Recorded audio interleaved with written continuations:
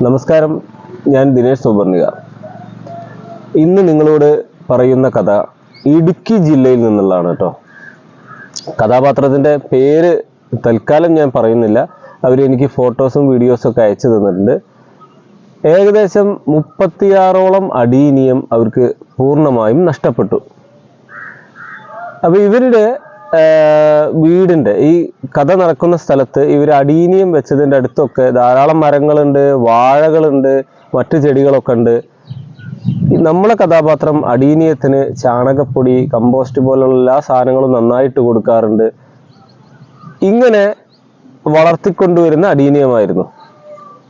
ഇപ്പോൾ അടുത്ത് വെച്ചിട്ട് എല്ലാറ്റിൻ്റെയും കോഡക്സ് ഭാഗം ഇങ്ങനെ ഒരു ഞെങ്ങുന്ന പോലെ ഫീല് തോന്നിയപ്പോൾ അവർ ഒന്ന് പരിശോധിച്ചപ്പോൾ കോഡക്സും കഴിഞ്ഞ് അതിൻ്റെ തണ്ട് ഭാഗത്തേക്ക് ആ ഞെങ്ങൽ എത്തിയിട്ടുണ്ടായിരുന്നു. പക്ഷെ ചെടിയുമേ മൊട്ട് ചിലതിൽ പൂവൊക്കെ ഉണ്ട്, പക്ഷെ കോഡക്സും കഴിഞ്ഞ് തണ്ടും കഴിഞ്ഞ് മേലേക്ക് വന്നിട്ടുണ്ടായിരുന്നു. ഇത് നമ്മളോട് സംസാരിക്കുന്നതിന് മുന്നേ നമ്മൾ ഈ കഥാപാത്രം അത് ഒന്ന് മുറിച്ചു നോക്കിയപ്പോൾ വലിയ വണ്ണമുള്ള ധാരാളം പുഴുക്കളെ അതിൻ്റെ കോഡക്സിനകത്ത്, തണ്ടിനകത്തൊക്കെ കണ്ടു. അവരുടെ ഈ 36 അടീനിയവും മുഴുവനായിട്ട് പോയി. കാരണം തണ്ടിൻ്റെ ഏകദേശം മുകളിൽ വരെ കേട് വന്നിട്ടുണ്ടായിരുന്നു. അവർ സാധാരണ ചെയ്യുന്നത് ചാണകപ്പൊടിയൊക്കെ നല്ലോണം ഇട്ട് കൊടുക്കും. വീട്ടിലുള്ള ചാണകപ്പൊടിയാണോ വാങ്ങുന്നതാണോ അറിയില്ല, കട്ടകളൊക്കെ ആയിട്ടുള്ളതാണോ അറിയില്ല. എന്തായാലും അങ്ങനെ ഇതൊക്കെ ഇട്ട് കൊടുത്ത് കാര്യമായ കടയൊന്നും ചിലപ്പോൾ വൃത്തിയാക്കുന്നുണ്ടായിരിക്കില്ല. അല്ലെങ്കിൽ ഇവരുടെ വീടിൻ്റെ അടുത്ത് ഇങ്ങനത്തെ അല്ലെങ്കിൽ വാഴത്തോട്ടൊക്കെ ആണെങ്കിൽ അതിലുള്ള ഈ ചെള്ള് പോലത്തെ ക്ഷുദ്രജീവികൾ, നമ്മളെ ഈ കൊമ്പൻ ചെല്ലിയുടെയൊക്കെ വർഗത്തിൽപ്പെട്ട വണ്ടുകൾ, ബീറ്റിൽസ് പോലത്തെ സാധനങ്ങളുണ്ട്, വണ്ടുകളുണ്ട്. ഇങ്ങനത്തെ ഏതെങ്കിലും സാധനങ്ങളൊക്കെ ഈ ഭാഗത്തേക്ക് ആകർഷിക്കപ്പെട്ട് മുട്ടയിടുന്നതാണ്. ഇതിന് നമ്മൾ സാധാരണ അടീനിയത്തിൻ്റെ ചീച്ചിൽ എന്ന് പറഞ്ഞിട്ട് എല്ലാവരും സാഫ് അല്ലെങ്കിൽ ഫംഗൽ ഇൻഫെക്ഷൻ മരുന്ന് തേച്ച് കെട്ടിത്തൂക്കുകയാണ് പതിവ്. ഇവിടെ സംഭവിക്കുന്നത് ഈ ബീറ്റിൽസ് അല്ലെങ്കിൽ ഈ മാണവണ്ട്, വേരുതീനിപ്പുഴു പോലത്തെ വല്ല സാധനങ്ങളും, ഗ്രബ്സ് എന്ന് പറയും. അതായത് ഈ പുഴുക്കളുടെ ലാർവ സ്റ്റേജിൽ വരുന്ന നമ്മളെ കൊമ്പൻ ചെല്ലിയുടെ പോലെ വെള്ള കളറുള്ള തലപ്പ് ഭാഗം ബ്രൗൺ ബ്ലാക്ക് കളറോട് കൂടിയ ഹെഡോട് കൂടിയ പുഴുക്കൾ, അതിൻ്റെ എല്ലാ ഫോട്ടോ അവർ അയച്ചു തന്നതൊക്കെ ഞാൻ അതിൽ കാണിച്ചു തരാം. ആ പുഴുക്കള് അല്ലെങ്കിൽ അതിൻ്റെ ആ വണ്ട് അല്ലെങ്കിൽ ആ ജീവി വന്നിട്ട് ഈ ചാണകത്തിന്റെ കട്ടകൾ കെടുക്കുന്നുണ്ടെങ്കിലോ അല്ലെങ്കിൽ അതിനൊരു സാമീപ്യമുള്ള കോഡക്സ് ഭാഗത്തോ എവിടെയെങ്കിലും വന്ന് മുട്ടയിടും. ഒരു മുട്ടയല്ല, ആയിരക്കണക്കിന് മുട്ടകളാണ് ഇടുക. ഈ മുട്ടകള് വിരിഞ്ഞു കഴിഞ്ഞാൽ പുഴുവായി മാറുമ്പോഴാണ് അവരുടെ ഭക്ഷണമാണ് ഈ കോഡക്സ്. അങ്ങനെ കോഡക്സ് മെല്ലെ ഇങ്ങനെ കാർന്ന് തിന്നുമ്പോൾ അതിൻ്റെ കാഷ്ടം, വിസർജ്യം, അവശിഷ്ടമാണ് ബ്രൗൺ കളറിൽ. നമ്മൾ അടീനിയത്തിന് ചീച്ചിൽ കണ്ട അവിടെ ചെത്തി നോക്കുമ്പോൾ ബ്രൗൺ കളറിൽ ഒരു ഇത് കാണാം. അത് ചീഞ്ഞതിൻ്റെ ആയിരിക്കാം, പിന്നെ അതിൻ്റെ വിസർജ്യമായിരിക്കാം. ഇത് നമ്മൾ ആരും മൈൻഡ് ചെയ്യാതെ എന്ത് ചെയ്യും, അവിടെ ചെത്തി വൃത്തിയാക്കി സാഫ് പുരട്ടി വെക്കും. ഈ സാഫ് പുരട്ടി വെക്കുന്നതോടുകൂടി സാഫ് ഫംഗൽ ഇൻഫെക്ഷൻ്റെയാണ്, എന്നാലും അതിൻ്റെ ആ കെമിക്കൽ ഇത് കാരണം ഈ പുഴുക്കളൊക്കെ കുറേ മേലേക്ക് കയറും. അവർ സുഖമായിട്ട് മുകൾ ഭാഗം ഇങ്ങനെ തിന്നു പോകും. നിങ്ങളിത് കെട്ടി തൂക്കി വെക്കും. അങ്ങനെ ഓരോ ദിവസം കഴിയും തോറും അതിൻ്റെ ചീച്ചിൽ മേലേക്ക് കയറിയൊന്നും നിങ്ങൾ ചെത്തും, കോഡക്സ് ഭാഗം ചെത്തും. അങ്ങനെ ഓരോ ദിവസമായി കോഡക്സ് ഭാഗം ചെത്തി ആക്കിയിട്ട് പിന്നെ കോഡക്സും കഴിഞ്ഞ് അതിൻ്റെ സ്റ്റെമ്മ് മുറിക്കേണ്ട അവസ്ഥ എത്തും. അപ്പോഴും നമ്മൾ അവിടെ സാഫ് പുരട്ടും, കെട്ടിത്തൂക്കും. വീണ്ടും കയറി അവസാനം ഒരു തലപ്പ് വരെയാവും. ഇതാണ് ഒരുവിധം ആളുകൾക്കൊക്കെ സംഭവിക്കുക. ആരും പറയുന്നില്ലത്. എല്ലാവർക്കും അറിയുന്നത് ഈ ഫംഗൽ ഇൻഫെക്ഷൻ മരുന്ന് തേക്കുന്നതാണ്. ഇത് മണ്ണിലൂടെ, വേരിലൂടെ കോഡക്സിലേക്ക് വന്നെത്തുന്ന ഈ ജീവികളുടെ മുട്ടകൾ, ഞാൻ പറഞ്ഞ ഒരു മുട്ടയിൽ ആയിരക്കണക്കിന് മുട്ടകളിടും. ഇതിൽ ചില പുഴു വലുതായി അതിലിടും, ചില പുഴുകൾ ചത്തുപോകും. എന്നാലും വലിയ പുഴുക്കൾ ഇതിൻ്റെ മജ്ജ, തണ്ട് തുരന്ന് മുകളിലേക്ക് എത്തും. ബോറർ, ആ തണ്ട് തുരപ്പൻ പുഴു സാധനങ്ങൾ മേലേക്ക് എത്തും. ഇതാണ് നമ്മൾ അടീനിയത്തിൽ സംഭവിക്കുന്നത്. ഇത് വീഡിയോകളിലൊന്നും സാധാരണയായിട്ട് കാണുന്നില്ല, ആരുകളും പറയുന്നില്ല. ചീച്ചിൽ കണ്ടാൽ ചെത്തുക, കോഡക്സിന് മുകളിലൊക്കെ സാഫ് തേക്കുക, കെട്ടിത്തൂക്കുക. ഇതാണ് നമ്മളുടെ എല്ലാ അടീനിയ സ്നേഹികളുടെയും കലാപരിപാടി.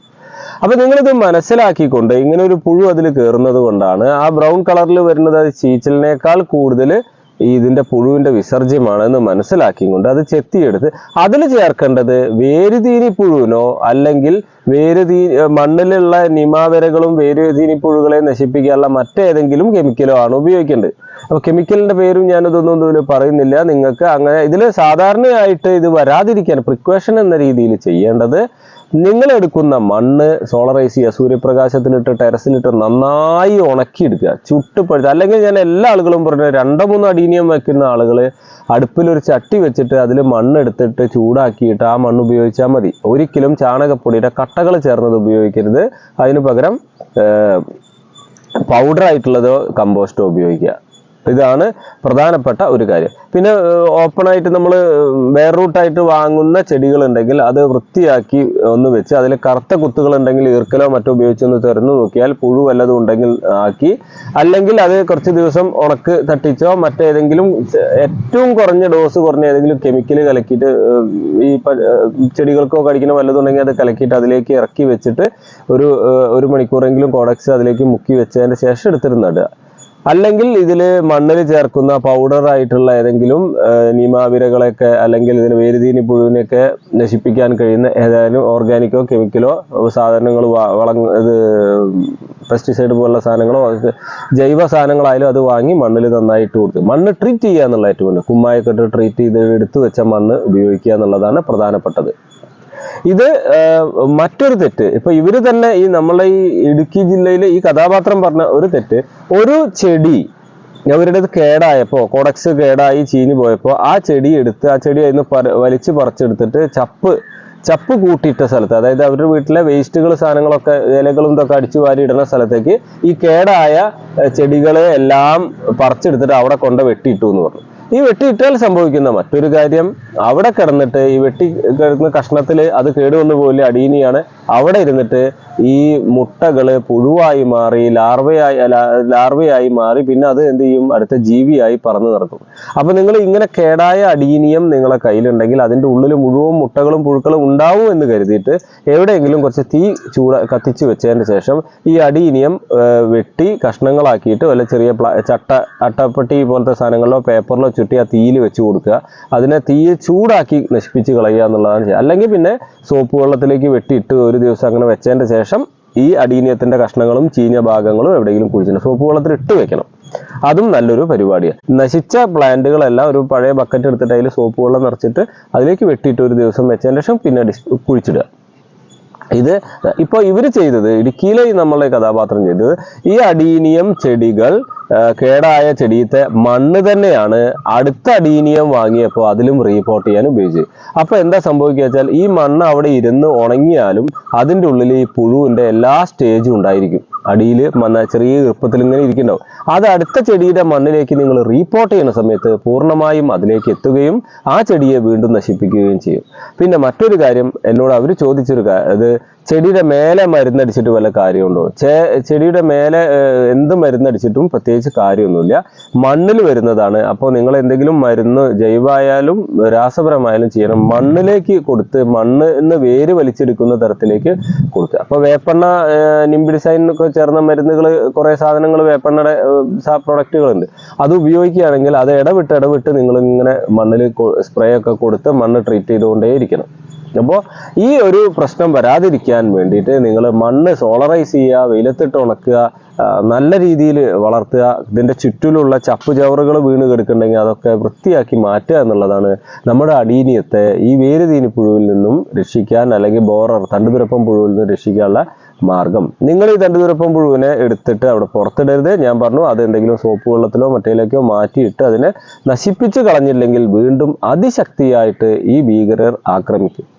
നിങ്ങൾക്ക് ഈ വീഡിയോ ഇഷ്ടപ്പെട്ടിട്ടുണ്ടെങ്കിൽ നിങ്ങളുടെ സുഹൃത്തുക്കളുടെ അടുത്തേക്ക് ഇത് ഷെയർ ചെയ്യുക. അവരോട് നമ്മുടെ ചാനൽ സബ്സ്ക്രൈബ് ചെയ്യാൻ പറയുക. താങ്ക്